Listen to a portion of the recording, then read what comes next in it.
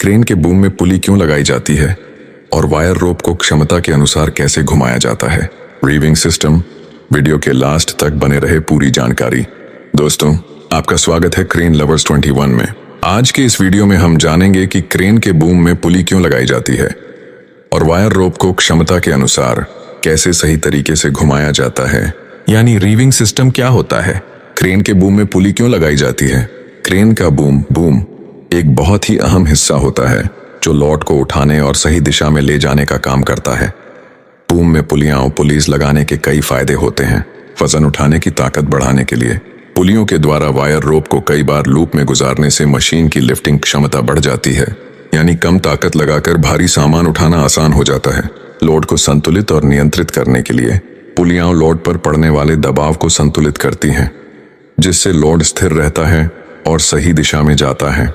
इससे क्रेन सुरक्षित और कुशलता से काम कर पाती है। वायर रोप की दिशा बदलने के लिए वायर रोप को सही दिशा में मोड़ने और लोड को उठाने के लिए पुलियां जरूरी होती हैं। बिना पुली के रोप सीधा और कठोर हो जाता है।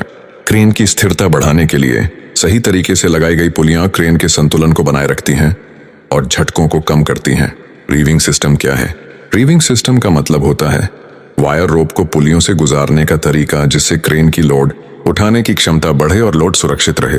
रीविंग सिस्टम कैसे काम करता है? क्रेन के हुक और बूम के बीच कई पुलियां होती हैं। वायर रोप को इन पुलियों से एक या अधिक बार गुजारा जाता है, जिससे पार्ट्स ऑफ लाइन बनते हैं। जितने ज्यादा पार्ट्स होंगे उतनी ज्यादा शक्ति कम लगाकर भारी लोड उठाया जा सकेगा।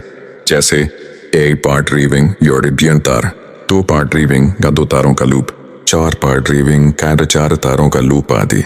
रीविंग का महत्व और फायदे। 1. लोड को समान रूप से बांटना। वायर रोप पर लोड बराबर बांटता है, जिससे रोप पर दबाव कम पड़ता है।